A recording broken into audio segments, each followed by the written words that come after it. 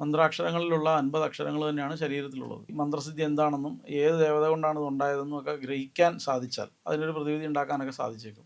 അങ്ങേപോലൊരു താന്ത്രികൻ വിചാരിച്ചാല് ഞാനൊക്കെ ഇസ്പയുടെ 7-ാം കൂലിയാണ്. എന്തൊക്കെയൊന്നും വിചാരിച്ചാലൊന്നും എൻ്റെ അടുത്തേക്ക് അതും പറഞ്ഞൊന്നും വരാതിരിക്കുക നല്ലത്. അങ്ങയോട് ഇത് തുടങ്ങാനും അങ്ങയെ കൊണ്ട് ഇത് ചെയ്യിച്ച ആളുമാണ് ഇതിന് സമാധാനം പറയേണ്ടത്. ഇല്ല, ഞാൻ ആ വേറൊരാളിൽ ഞാനില്ല, എന്നെ വിട്ടേക്കൂ. പൂർവ്വജന്മത്തിൽ നിന്നുണ്ടായ പാപത്തെ മറികടക്കാനും മാത്രമുള്ളൊരു ചൈതന്യമോ ഒരു അനുഗ്രഹമോ ആ ദേവതയിൽ നിന്നുണ്ടായാൽ മതി. മാത്രമേ ദേവതയ്ക്ക് എങ്ങനെയാണെന്ന് വെച്ചാൽ നമ്മൾ ഓരോ ദിവസവും വസ്ത്രം മാറി പുതിയ വസ്ത്രം ഇടുന്നത് പോലെയുള്ളൂ ദേവത അതിനെ കാണുന്നത്. മരിച്ചു പോയി എന്ന് പറഞ്ഞാൽ പിന്നെ വീണ്ടും അടുത്ത ജന്മം എടുത്ത് വരും, ഇവിടെ വന്നോളും എന്ന് പറയും. ഗണപതി എന്ന് പറയുന്നത് ഒരു വ്യക്തിയല്ല, ഗണാനാംപതിയാണ്. ത്രിമൂർത്തികളിൽ മഹാദേവനെ ഗണപതിയാണ്, ദേവിമാരിൽ പാർവതി ഗണപതിയാണ്, ദേവസേനയിൽ സുബ്രഹ്മണ്യൻ ഗണപതിയാണ്, ദേവന്മാരിൽ ഇന്ദ്രൻ ഗണപതിയാണ്.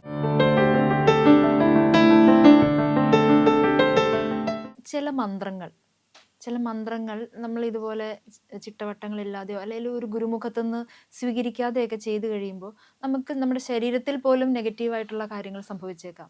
അല്ലെങ്കിൽ എന്തെന്ന് പക്ഷാഘാതം പോലുള്ള കാര്യങ്ങളൊക്കെ സംഭവിക്കുന്ന മന്ത്രങ്ങൾ ഉണ്ടെന്ന് കേട്ടിട്ടുണ്ട്.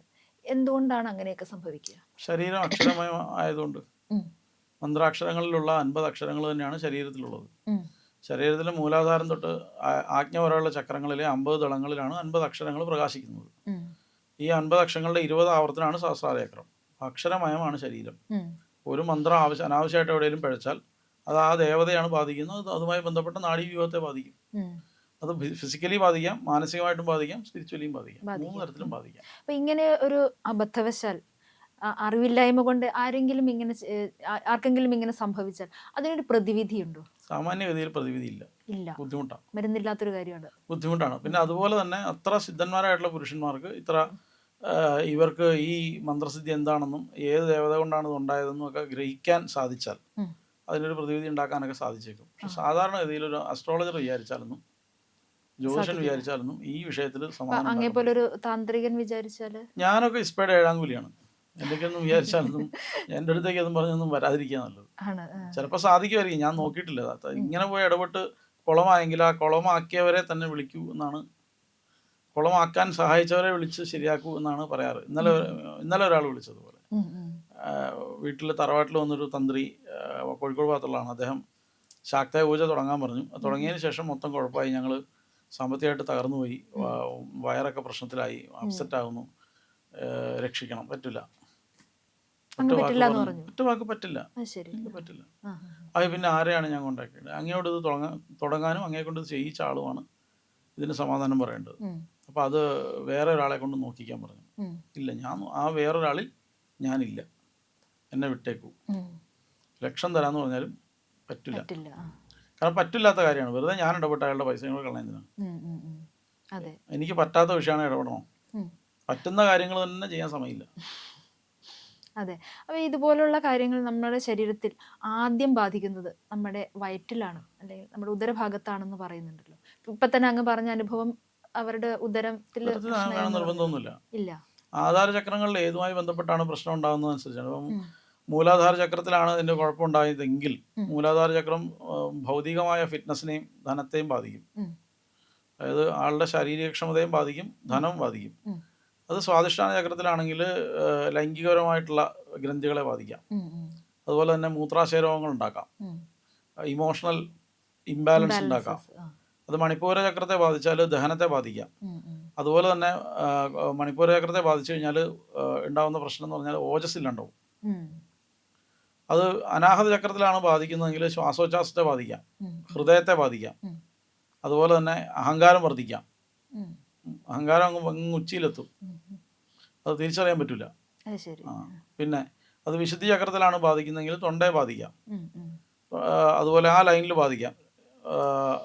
ഭാഗ്യത്തെ ബാധിക്കാം, ഭാഗ്യമൊന്നും ഇല്ലാത്തൊരു ഭാഗ്യം കെട്ടവനായി മാറും.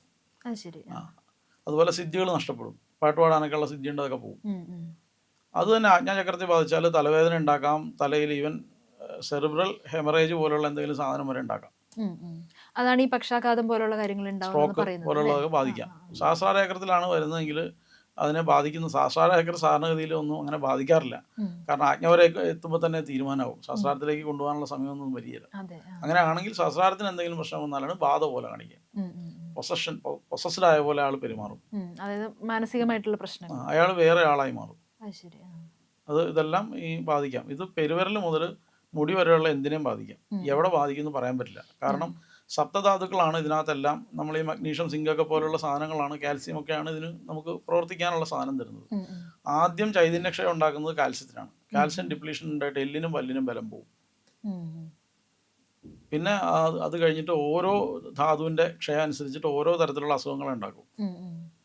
ഇങ്ങനെയാണ് സാധാരണ കണ്ടിരിക്കുന്നത്. ഇതിന് എങ്ങനെയാണ് ഇത് ഉണ്ടാകുന്നതെന്ന് ചോദിച്ചാൽ, ഇത് ഞാൻ മെഡിക്കൽ ഒരു പ്രാക്ടീഷണർ അല്ല, ഞാനൊരു താന്ത്രികനാണ്. എനിക്ക് ആവശ്യം മാത്രം ചിന്തിച്ചാൽ അതെ, ഈ വീഡിയോ പുറത്തു വരുമ്പോൾ ചിലപ്പോൾ അങ്ങനെ ഒരു ചോദ്യം വന്നേക്കാം. അല്ല, ഇന്നൊരു പോഡ്കാസ്റ്റ് ഉണ്ട്, ഒരു ആസ്ട്രോളജി നന്നായി അറിയുന്ന ഒരു ഗ്യാസ്ട്രോ എൻട്രോളജിസ്റ്റിനെ കൂടെ ഇരുന്നൊരു പോഡ്കാസ്റ്റ് ഉണ്ട്. അപ്പം അദ്ദേഹം ഇതെങ്ങനെയാണ് വരുന്നതെന്ന് അദ്ദേഹം പറയാമെന്ന് പറഞ്ഞിട്ടുണ്ട്. അത് കിട്ടിക്കഴിഞ്ഞാൽ ഞാനത് പഠിച്ചിട്ട് ഞാനും പറയും. അത് ഇതിന്റെ പുറകിലെല്ലാം ഒരു സയന്റിഫിക്കൽ ഫാക്ടർ ഉണ്ട് എന്നാണ് പറയുന്നത്. പിന്നെ എന്താണോ കോൺഷ്യസ് ആയിട്ട്, ബോധമായിട്ട് എന്തുണ്ടാവുന്നു അത് പിന്നെ മെറ്റീരിയലായിട്ട് മാറും. അപ്പം ബോധമായിട്ട് ഒരു കോൺഷ്യസ് ആയിട്ടൊരു സാധനം ഉണ്ടായിട്ടുണ്ടെങ്കിൽ ആ കോൺഷ്യസ് ആയ സാധനം പിന്നീട് നമ്മുടെ ആക്റ്റീവായ ഊർജ്ജത്തെ ബാധിക്കും. അത് പിന്നെ ഫിസിക്കൽ ബോഡിയിൽ വരും. ഉദാഹരണം പറഞ്ഞാൽ ഇവിടെ ഒരു മുഴ വരുന്നെങ്കിൽ ഇവിടെ മുഴയാവുന്നതിന് മുന്നേ തന്നെ അതിൻ്റെ ആ എനർജി ബോഡിയിൽ ആ മുഴ ഫോം ചെയ്യും. അതേന്നാണ് ഇത് പിന്നെ ഉണ്ടാകുന്നത്. അങ്ങനെയാണെങ്കിൽ എൻ്റെ ഒരു സംശയം ചോദിക്കട്ടെ, നമ്മളിപ്പോൾ ഒരു അസുഖം വരും, എനിക്കൊരു അസുഖം വന്നു കഴിഞ്ഞാൽ ഞാൻ തീർച്ചയായിട്ടും ഒരു ക്ഷേത്രത്തിൽ പോയി പ്രാർത്ഥിക്കുമ്പോൾ ആദ്യം ഞാൻ പ്രാർത്ഥിക്കുക എൻ്റെ അസുഖം ഒന്ന് സുഖപ്പെടുത്തണേന്നാണ് ആയിരിക്കും. എൻ്റെ ഭക്തിയുടെ ആ ഒരു ഇതനുസരിച്ച് അത് ചിലപ്പോൾ സുഖപ്പെട്ടു എന്ന് വരും. എങ്ങനെയാണ് അത് സാധിക്കുക? അത് ആ ദേവതയുടെ പ്രസാദം ഉണ്ടാകുന്നതുകൊണ്ടാണ്. ഇതിനെ ഈ ഒരു പൂർവ്വജന്മാർജിതം പാപം വ്യാധി രൂപേണ ജായതയെന്നാണ്. അപ്പോൾ പൂർവ്വജന്മത്തിൽ നിന്നുണ്ടായ പാപത്തെ മറികടക്കാനും മാത്രമുള്ളൊരു ചൈതന്യമോ ഒരു അനുഗ്രഹമോ ആ ദേവതയിൽ നിന്നുണ്ടായാൽ മതി. അത് ദേവതയിൽ നിന്നുണ്ടാവണമെന്നില്ല, ഏതെങ്കിലും സിദ്ധപുരുഷന്മാരെ അനുഗ്രഹിച്ചാലും മതി. സിദ്ധപുരുഷന്മാരെ അനുഗ്രഹിച്ചാലും മതി.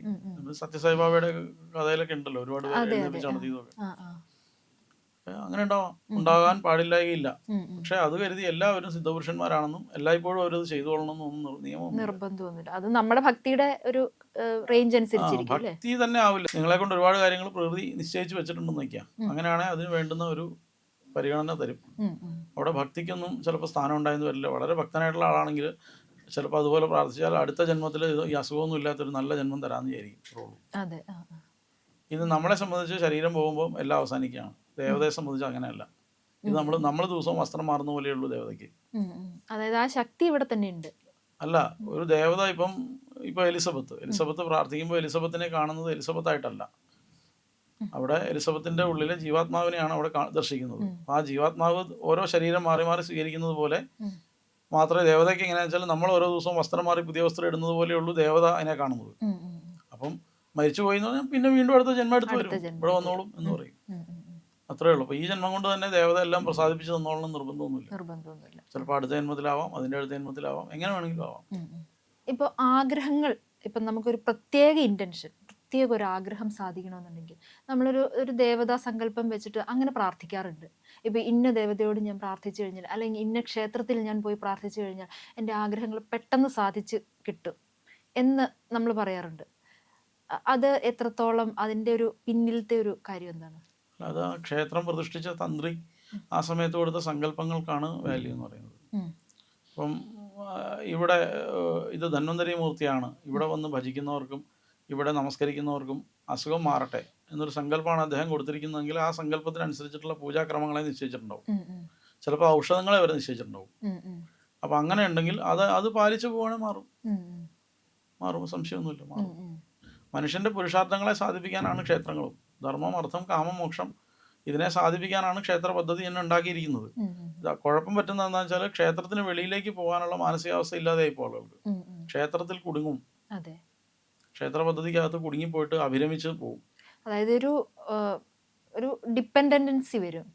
അടുത്ത ഇതിൽ പോവില്ല, അടുത്ത സ്കെയിൽ അപ്പ് ചെയ്യില്ല. ഒരേ സ്കെയിലിൽ തന്നെ അങ്ങനെ നിലനിന്ന് പോകും. കുഴപ്പമെന്നല്ല ഞാൻ പറഞ്ഞത്. ഇതൊക്കെ ഓരോ ജീവാത്മാക്കളുടെ ഓരോ നിയതി, ഓരോ നിശ്ചയമാണ്. മുകളിലേക്ക് പോകണോ താഴേക്ക് പോകണോ എന്നുള്ളതൊക്കെ പ്രകൃതി ഓൾറെഡി നിശ്ചയിച്ച് വെച്ചിരിക്കുന്നതാണ്. പക്ഷെ എന്നാലും അതിന് ഒരു ശ്രമം അവരുടെ ഭാഗത്തുനിന്ന് ഉണ്ടാവാറില്ല. ഇപ്പോൾ ദേവതകളുടെ കാര്യം പറയുമ്പോൾ നമ്മൾ ഗണപതി, നമ്മുടെ എല്ലാ തടസ്സങ്ങളും മാറ്റിത്തരുന്ന ഗണപതി, വിഘ്നേശ്വരനെ പ്രാർത്ഥിക്കുമ്പോൾ നമ്മളുടെ തടസ്സങ്ങളെല്ലാം മാറുമെന്ന് നമ്മൾ വിശ്വസിച്ചിട്ടാണ് നമ്മൾ ഒരു ഗണപതി ക്ഷേത്രത്തിൽ പോയി പ്രാർത്ഥിക്കുകയും ഏത്തിടുകയും അല്ലെ ആ നേർച്ചകളൊക്കെ ചെയ്യുകയും ചെയ്യുക. വിഘ്നേശ്വരന് പോലും കുറേ വിവിധ രൂപങ്ങളുണ്ട്. അതായത് വിവിധ ചിലത് ബാലഗണപതി. ഈ ഈ അടുത്തിടയ്ക്ക് ഞാൻ അറിയാനിടയായ ഒരു പൂജ, ഉച്ഛിഷ്ട ഗണപതി പൂജ എന്നൊക്കെ കേട്ടിട്ടുണ്ട്. ഇതൊക്കെ നമ്മൾ ഏതൊക്കെ സാഹചര്യങ്ങളിലാണ് നമ്മൾ ഇതൊക്കെ ചെയ്യേണ്ടത്? ഗണപതിക്ക് 32 വിധാനമാണ് സാധാരണ. 32 അത് 308 ആക്കാം. അത്രയും വിധാനങ്ങളുണ്ട്, ഒരുപാട് വിധാനങ്ങളുണ്ട് ഗണപതിക്ക്. ഗണപതി എന്ന് പറയുന്നത് ഒരു വ്യക്തിയല്ല, ഗണാനാം പതിയാണ്. ഒരു ഗണങ്ങളുടെ കൂട്ടത്തിന്റെ നേതാവിനെ വിളിക്കുന്ന പേരാണ് ഗണപതി. അത്തരത്തിൽ ഗണപതി എന്ന് പറയുന്ന നമ്മൾ പറയുന്ന ഭൂതഗണങ്ങളുടെ നേതാവായ ഒരു ഗണപതി ഉണ്ട്. നമ്മൾ പറയുന്ന ആനയുടെ മുഖമുള്ള ഗണപതി ഗണപതി തന്നെയാണ്. അതല്ലാതെ ഗണങ്ങളുടെ പതിയെ എല്ലാം പ്രത്യേകം ഗണപതി. ഇപ്പോൾ ത്രിമൂർത്തികളിൽ മഹാദേവനെ ഗണപതിയാണ്. ദേവിമാരിൽ പാർവതി ഗണപതിയാണ്.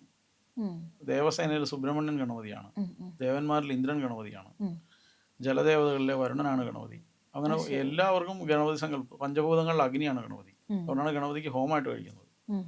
അപ്പം ഈ ഗണാനാം പതിയാണ് ഗണപതി എന്ന് പറയുന്നത്. നമ്മളുടെ ബുദ്ധിയാണ് അല്ലെങ്കിൽ പ്രജ്ഞയാണ്, ഏറ്റവും വലിയ സാമർഥ്യത്തെയാണ് ഗണപതിയായിട്ട് കണക്കാക്കുന്നത്. ആ മന്ത്രത്തിൽ തന്നെ ഉണ്ട്, കവിം കവീനാം ഉപവസ്ത്രവസ്തമം എന്ന് പറയുന്നുണ്ട്.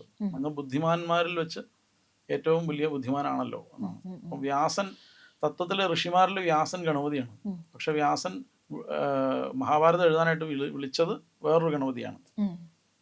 അല്ലെങ്കിൽ ഗണപതിയാണ് അദ്ദേഹം വിളിക്കുന്നത്. കാരണം ഞാൻ ബുദ്ധിമാനാണ്, അല്ലെങ്കിൽ അദ്ദേഹം കേമനാണെങ്കിലും അതിലും വലിയൊരു മഹത്തായ കാര്യം ചെയ്യാൻ പോകും. അതിലും വലിയൊരാൾ വേണം ചെയ്യാൻ എന്ന് കരുതിയാണ്. ഇപ്പം എൻ്റെ അടുത്തൊരു ഗണപതി ഹോമം നടത്തണം. എനിക്ക് ഗണപതി ഹോമം അറിയാം. ഞാൻ എന്തോ വിചാരിക്കും, ഞാൻ കഴിക്കണ്ട, ഞാൻ ദക്ഷിണ കൊടുക്കാനുള്ള ആളാണ്. അപ്പം ഞാൻ എന്നേക്കാൾ കൊള്ളാവുന്ന ഒരാൾ, നല്ലൊരാളെ കൊണ്ടുവന്ന് കഴിപ്പിക്കാന്നല്ലേ വിചാരിക്കുള്ളൂ. അതുപോലെ തന്നെ വ്യാസൻ ആ മഹാഭാരതം എഴുതാനായിട്ട് അദ്ദേഹത്തെക്കാൾ ശ്രേഷ്ഠനായ ഒരാളെ വിളിച്ചു. അതാണ് ആ ഗണപതി എന്ന് പറയുന്നത്. അപ്പോൾ ഗണപതി സാമർഥ്യത്തിന്റെ ദേവത ആയതുകൊണ്ട് തന്നെ തടസ്സം മാറും സ്വാഭാവികമായിട്ട്. പിന്നെ മൂലാധാര ചക്രത്തിന്റെ ദേവതയാണ്, ആദ്യത്തെ ആളാണ്. ചക്രങ്ങളിലെ ആദ്യത്തെ ദേവതയാണ് ഗണപതി എന്ന് പറയുന്നത്. അപ്പോൾ ഗണപതിയെ സ്മരിക്കാതെ മുന്നോട്ടൊരു കാര്യവും പിന്നെ ചെയ്യാൻ പറ്റില്ല. ഇപ്പോൾ പഠിക്കുന്ന കുട്ടികൾക്കാണെങ്കിലും ഗണപതി മന്ത്രങ്ങൾ ജപിച്ച് തുടങ്ങുകയാണെന്നുണ്ടെങ്കിൽ നല്ലതാണെന്നൊക്കെ പറയാറുണ്ടല്ലോ. ഇപ്പോൾ ഓം ഗം ഗണപതിയെ നമഃ എന്നൊക്കെ പറഞ്ഞിട്ട് നമ്മൾ ജപിച്ചിട്ട് പ്രാർത്ഥിക്കുകയാണെന്നുണ്ടെങ്കിൽ കൂടുതൽ നമുക്ക് അതിനുള്ളൊരു ആദ്യം പറഞ്ഞതിന് അതിന് മറുപടി, അത് സാമർഥ്യമുള്ളവരിൽ ഏറ്റവും സാമർഥ്യമുള്ള ആളാണ് ഗണപതി. ബുദ്ധിമാന്മാരിൽ വെച്ച് ബുദ്ധിമാനാണ്, വിദ്വാൻമാരിൽ വെച്ച് വിദ്വാനാണ് ഗണപതി. അപ്പം ഗണപതിയല്ലേ സ്മരിക്കണ്ടേ? അതെ. ഇപ്പൊ ഗണപതിയെ നമ്മൾ സ്മരിക്കുന്നതിന് കൊണ്ട് നമുക്ക് ഗുണങ്ങൾ ഉണ്ടാകും. അതല്ലാതെ ഗണപതിയെ നമുക്ക് ഇതുപോലെ ഇപ്പൊ ഭദ്രകാളിയുടെ കാര്യം പറഞ്ഞതുപോലെ തന്നെയാണോ ഗണപതിയും? നമുക്ക് എപ്പോൾ വേണമെങ്കിലും ഉപാസിക്കാവുന്ന അല്ലെങ്കിൽ കണ്ടീഷൻസ് ഉണ്ട് ഗണപതിക്ക്. അതാണ് ഞാൻ ചോദിച്ചത്. ആ ദേവതയ്ക്ക് ഉള്ള കണ്ടീഷൻസ് ആണത്. അൺകണ്ടീഷണൽ ആയിട്ട് ഉപാസിക്കുന്ന ആളുകളെ ഹൃദയത്തിലൊരു കളങ്കം പോലും ഇല്ലാതെ ഒരു ഒരു ഒരു ഒരു മൈക്രോ എന്തായാലും പറയുന്നത് ആ ലെവലിൽ പോലും കളങ്കമില്ലാതെ ഉപാസിക്കുന്ന ആളെ ഇല്ലേ, ആ ആളെ ദേവതയ്ക്കാണ് ആവശ്യം. ശരി. അങ്ങനെയുള്ള ഒരാളെ ഒരു സാധകൻ എനിക്ക് ഉണ്ടായിരുന്നെങ്കിൽ എന്ന് ദേവത ആഗ്രഹിക്കുന്നുണ്ടാവും. പക്ഷെ അങ്ങനെയുള്ള ആളുകൾ എന്ന് പറയുന്നത് കോടികളിൽ ഒരാളെ ഉണ്ടാവുള്ളൂ. അപ്പോൾ അതുകൊണ്ട് എന്ത് പറ്റുമെന്ന് വെച്ചാൽ, ഈ കളങ്കമില്ലാത്ത ഉപാസിച്ചാൽ പോരെ എന്നുള്ള ചോദ്യത്തിൻ്റെ മറുപടി നമ്മൾ എന്ത് പറയേണ്ടി വരും? കണ്ടീഷൻ സപ്ലൈ എന്ന് വെക്കേണ്ടി വരും. ഞാൻ പറഞ്ഞു മനസ്സിലായോ? നിങ്ങളുടെ കളങ്കത്തിൻ്റെ അളവനുസരിച്ചിട്ട് നിങ്ങൾ കൊടുക്കേണ്ട ഉപചാരങ്ങൾക്കും എല്ലാം വ്യത്യാസം വരുത്തും. അല്ലാതെ ശരിക്കും നിർമ്മലനായ ഒരാളെന്ന് പറഞ്ഞാൽ ആ ദേവത അവനെ കിട്ടാൻ വേണ്ടി നോക്കിയിരിക്കും. ഇങ്ങനെ ഒരാൾ എന്നെ ഉപാസിച്ചിരുന്നെങ്കിൽ എന്ന് വിചാരിക്കും. ഇത്ര സൂക്ഷ്മത്തിലേക്ക് പോയ ഒരാളെന്ന് പറഞ്ഞാൽ വളരെ അപൂർവമായിട്ട് ഉണ്ടാവുള്ളൂ. അപ്പം അവിടെ ഒരു കണ്ടീഷൻസ് ഒരു ദേവതയും പറയില്ല. ഒന്ന് നീ തരണ്ടെന്ന് പറയും. പക്ഷേ അതല്ല, എനിക്ക് ആഗ്രഹമുണ്ട്, എനിക്ക് വലിയ വണ്ടി വേണം, കാറ് വേണം, ഒക്കെ വേണം, ഒക്കെ പറയുമ്പോൾ അങ്ങനെയാണെങ്കിൽ ദിവസം 1008 വീതം കൊട്ടത്തേങ്ങയ്ക്കകത്ത് നിറച്ച് ഹോമിക്കും. ഇന്ന മന്ത്രങ്ങളെ കൊണ്ട് നീ ഹോമിക്കണം, ഇന്ന രീതിയിൽ തന്നെ ഉപാസിക്കണം എന്ന് കണ്ടീഷൻസ് ഉണ്ട്. അത് പാലിക്കണം. അത് എപ്പോഴാണ് പാലിക്കേണ്ടത്? നിങ്ങൾക്ക് ഈ ആഗ്രഹങ്ങളോ ആവശ്യങ്ങളോ ഉള്ളപ്പോഴാണ്. അതൊന്നും ഇല്ലെങ്കിൽ ഒന്നും വേണ്ട. നിങ്ങളിപ്പോൾ കണ്ടുകൊണ്ടിരിക്കുന്നത് നമ്മുടെ പുണ്യം പോഡ്കാസ്റ്റ് എന്ന സെഗ്മെൻറ്റിൻ്റെ ഒരു ചെറിയ ഭാഗമാണ്. ഇതിൻ്റെ പൂർണ്ണ രൂപം കാണാനായി ഒന്നുകിൽ മേളിൽ കാണുന്ന ഐ ബട്ടണിൽ ക്ലിക്ക് ചെയ്താൽ അവിടെ ലിങ്ക് ഉണ്ടാവും, അതിൽ നിങ്ങൾക്ക് കാണാൻ സാധിക്കും. അല്ലെങ്കിൽ നമ്മുടെ ഡിസ്ക്രിപ്ഷനിലുള്ള ലിങ്കിൽ നോക്കിയാലും കാണാൻ സാധിക്കും. ഇനി അതല്ലെങ്കിൽ നമ്മുടെ പ്ലേലിസ്റ്റിൽ പോഡ്കാസ്റ്റ് എന്ന പ്ലേലിസ്റ്റ് ഉണ്ട്, അതിൽ നോക്കിയാലും കാണാൻ സാധിക്കും.